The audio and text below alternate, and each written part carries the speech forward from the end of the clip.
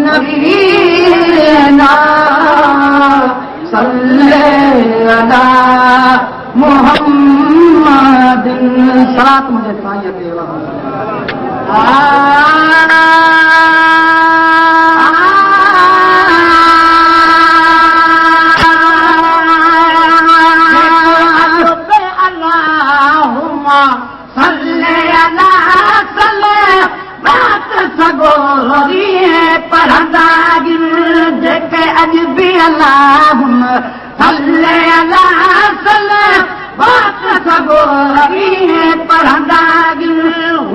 हर इंसान खां आसूदा में बिना अरदागी हर इंसान खां आसूदा में बिना अरदागी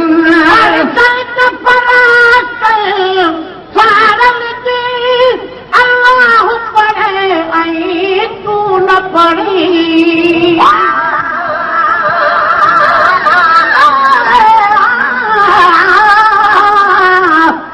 तेरी ज़ात सफ़ात है पाक न पाक तेनू सजदा करां त भी कम है तेरी ज़ियारत खास इबादत है तोरे हज करां त भी कम है मां तू भोला ते पुटु सजा सिर सदका करां त भी कम है तारीफ़ दे विच सारी उम्र वक्त तुम सना करां त भी कम है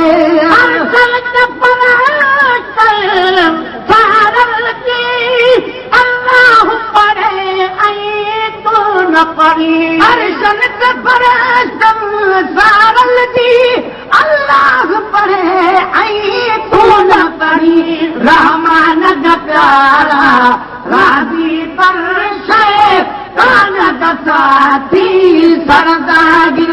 रहमान जा प्यारा राज़ी पर शैतान जा साथी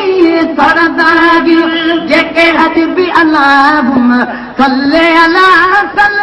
वक्त सगोरी पढ़दागिर करे कि अति मिठो माटी पजे मारे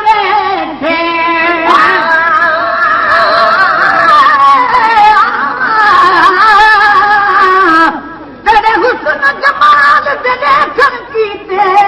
लाउब तू मलाइक आंदेहिन वडे फकुर भी तू जिब्राइल जी तेरे खातिम खास सदे देहिन तेरी खाक शफा साईं कदमे वाली कर शर्म शर्मा अखियां छुपा देगी मेरे मुंह में दर्शन कीते मोहसन लख आदे ते लख जा दे करे कि अति मिठो मासीत पजे माना रे दे चित करे कि अति मिठो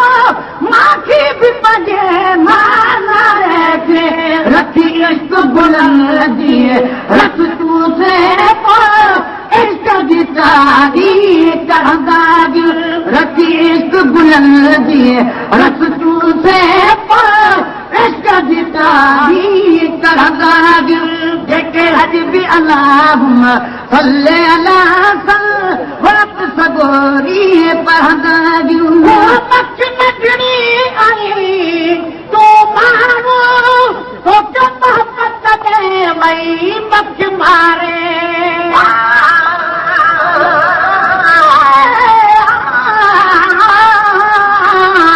हर्फ कुरान से सब तने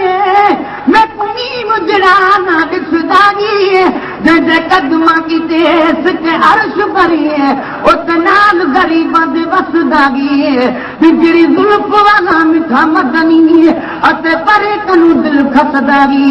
मिसकीना नची मुझा मादात जामिन हर बेकसदागी मच नचड़ी आई तू मारो तो के मोहब्बत में वही मच मारे रख नचड़ी आई तू मारो तो के मोहब्बत में वही मच मारे मोहम्मद नखरे दो सब मेरा करे अची मिड़दागी तुनीस मोहम्मद मिठड़े जो सभु मेर करे अची मिड़दागी जेके अॼ बि अल्लाह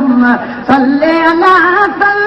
वात सगोरी पढ़ंदागियूं पढ़ण न आईंदो चल रहंदो इहो ताईं ॻाढ़ा भूतई पढ़ण न आईंदो किन रहंदो इहो नागिण ॻाढ़ा भूतई पढ़ण न आईंदो किन रहंदो इहो नागिण ॻाढ़ा भूतई न मिठा नज़रो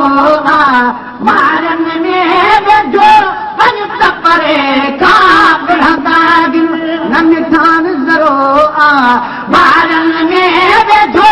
वञ त परे खां पढ़ंदागियूं जेके अॼ बि अल्लाह सल्ले अला सल वात सगोरी पढ़ंदागियूं बोल मिठे ते बोल वसा बातर दादा कर बि बोल मिठे ते बोल वसा दातर दादा कर बि बोल मिठे ते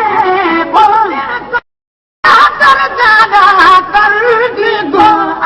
ओ गुलाम नबी सिक वारन जा इहे जन्नत में घरा घुरंदागियूं ओ गुलाम नबी सिक वारन जा